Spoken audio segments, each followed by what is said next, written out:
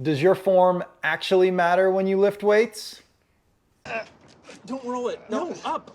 With Your side. With your legs, not your back. Are you lifting? Yo, what's up everybody? Welcome back to the Monday Minute. We're gonna talk about form today because this is a topic that gets butchered too often. You've basically got two sides of an argument where people are like, it is all about form, and if you don't have the perfect form, you're gonna get injured and die. And some people say form is useless.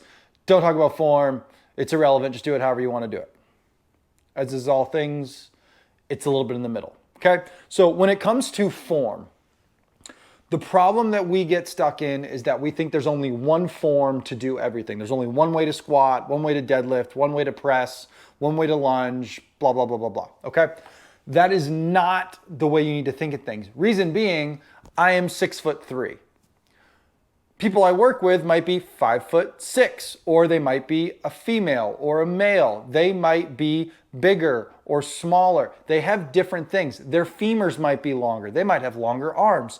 They have all of these different things. So certainly there are some things that overlap for people when it comes to form.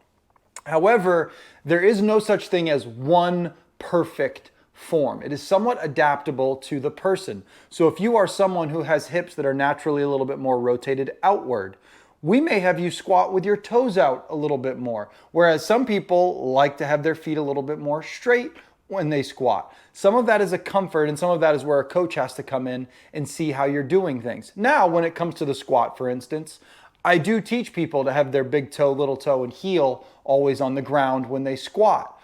But that's one of the few things that I keep consistent with everyone that I work with.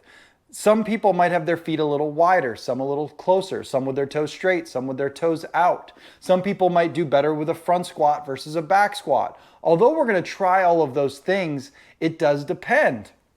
Now, when it comes to form and injury, certainly if you are doing something like a deadlift and you've got a ton of weight in the bar and the bar is super away from your body and you're getting this huge round of your back when you do it, could you get injured? Of course. However, rounding of the back during the deadlift is actually a pretty normal thing. We're just trying to control it a little bit more. So there's no perfect way for you to lift a weight. There may be a more optimal joint angle. There may be a better position for the muscles to get in, but there's no perfect exact way to do things. And also remember this, when I'm teaching someone how to do something, I don't expect them to do it perfectly the first time they've done it.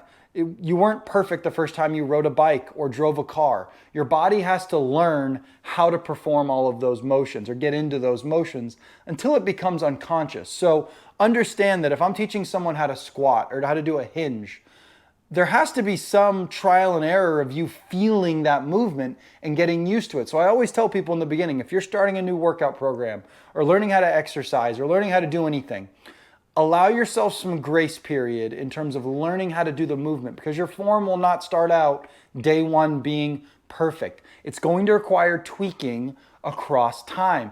Allow yourself that. Don't get all caught up in, oh, I'm not squatting perfectly today. That's okay. We'll do it better as we go across time. Obviously, I don't want you to load up a position that's not ideal, but we do want to see as time goes on, your position improves, then we start loading it more and you get stronger. Sometimes doing a goblet squat versus a body weight squat actually puts people in a better position. So loading it is actually beneficial. So understand that form is not black and white.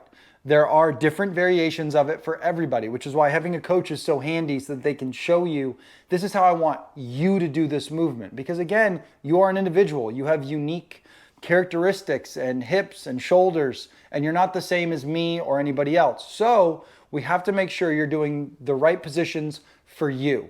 Understand that about form. Don't get caught up in all this hype about, oh, you've got to do this, it's got to look like this, or your back's going to come out and blah, blah, blah. That's a bunch of crap.